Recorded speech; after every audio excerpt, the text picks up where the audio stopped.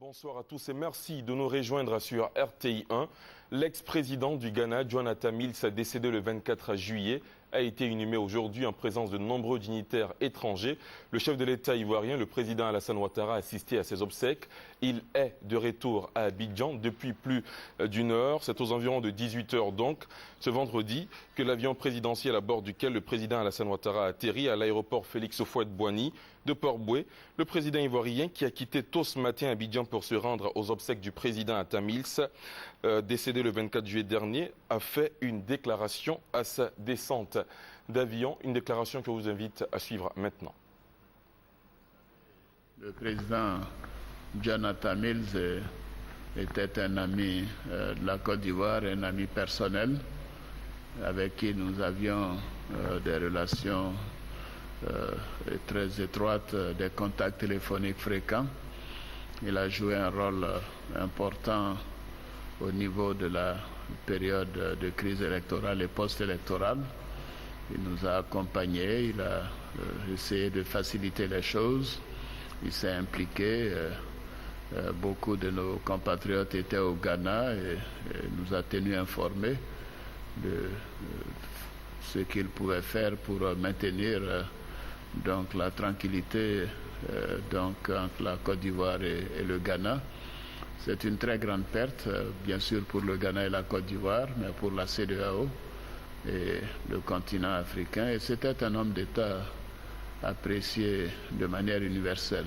Donc je voudrais lui rendre hommage et dire que nous avons perdu un grand ami, donc la Côte d'Ivoire.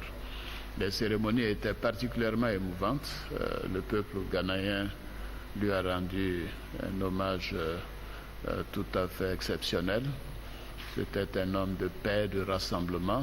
Et je crois qu'il avait une place importante dans le cœur de tous les Ghanéens. Et à l'occasion de ces funérailles, nous avons bien sûr rencontré le président John Dramani Mahama ainsi que la veuve du président Atta Mills, les membres de sa famille, les membres du gouvernement ghanéen, et plusieurs chefs d'État de la CEDEAO ont également fait le déplacement.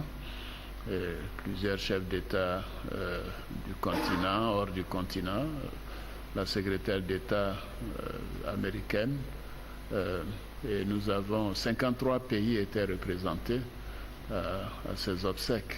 C'est donc dire l'estime que les uns et les autres avaient pour faire le président Atta Mills.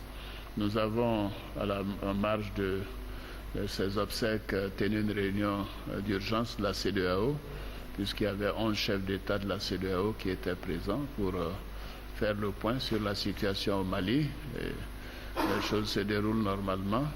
Nous pensons que sans doute dans les jours qui viennent, il y aurait un gouvernement en place au Mali et toutes les autres séquences qui sont prévues pourront se mettre en place pour nous permettre d'apporter notre soutien au peuple malien, car cette situation de partition du territoire ne peut pas durer beaucoup plus longtemps.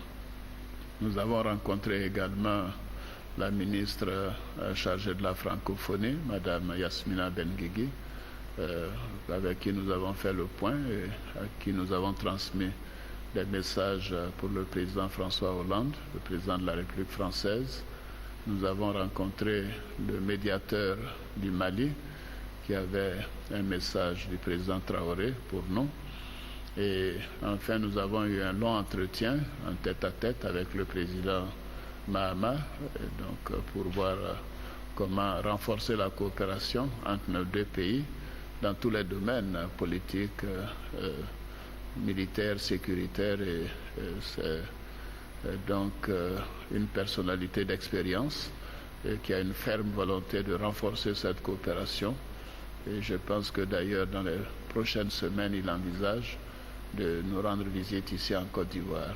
Donc c'était une journée éprouvante, émouvante, pleine de chaleur. Et surtout, j'ai eu beaucoup d'admiration pour le peuple ghanéen qui doit être félicité pour donc le calme, l'enthousiasme en même temps, et surtout l'hommage qu'ils ont rendu à fait le président Atta Mills.